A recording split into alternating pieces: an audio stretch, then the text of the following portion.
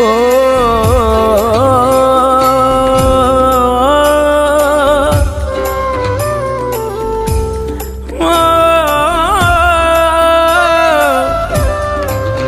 सिंधड़ी असां तबसुम जी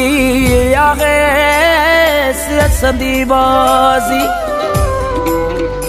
आने आज़ादी आने आज़ादी पैसा खणबो सुख जो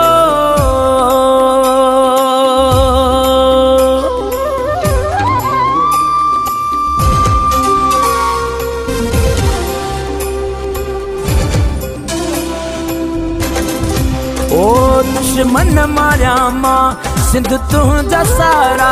तुंहिंजो हुक्म थे मुंहिंजो तूं अचणु ॾिसजां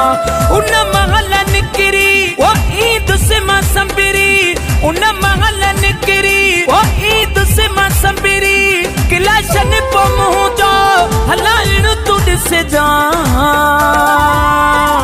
दुश्मन मारिया मां सिंध तुंहिंजा सारा तुंहिंजो हुक्म थे मुंहिंजो तूं अचणु ॾिसजां उन महल निकिरी ईद से मां संबिरी किलाशन पो मुंहिंजो हलाइण तूं ॾिसजां दुश्मन मारिया मां ओ सिंध तुंहिंजा सारा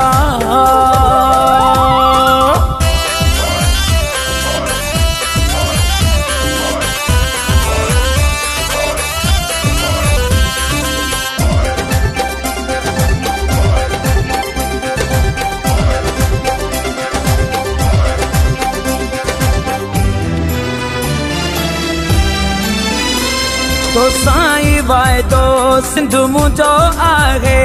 तो ते लुटाइणी पंहिंजी जान आहे ओ तो साईं वाइदो सिंध मुंहिंजो आहे तो ते लुटाइणी पंहिंजी जान आहे तो साईं मुंहिंजो वॾो चाहो आहे ओ जैसी मुंहुं में अल्लाह साहु आहे ओ मुझो मारणो ॾिसजां दुश्मन मारिया मां सिंध तुंहिंजा सारा तुंहिंजो हुक्म थे मुंहिंजो पो अचणु ॾिसजां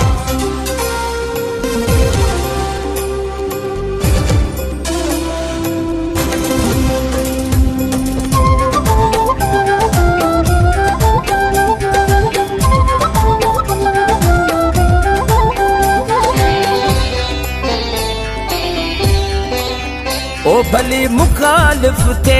जग मुंहिंजो सारो परवाह नाहे कंहिंजी मूंखे यारो ओ भली मुखालिफ थे जग मुंहिंजो सारो परवाह नाहे कंहिंजी मूंखे यारो ओ जी जल जिथन जो मूंखे कसम आहे जी जल जिथन पो मलाइणो ॾिसजां दुश्मन मारिया मां सिंध तुंहिंजा सारा तुंहिंजो हुक्म थे मुंहिंजो पो अचणु ॾिसजां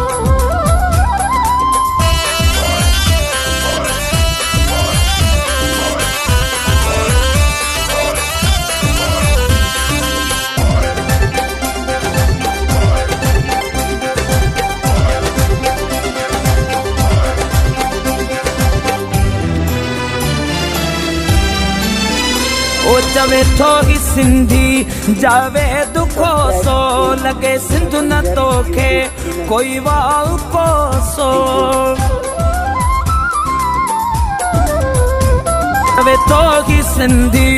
जावे दुखो सो लगे सिंध न तोखे कोई वाउ कोसो ओ बोले वाह सजे में सीनो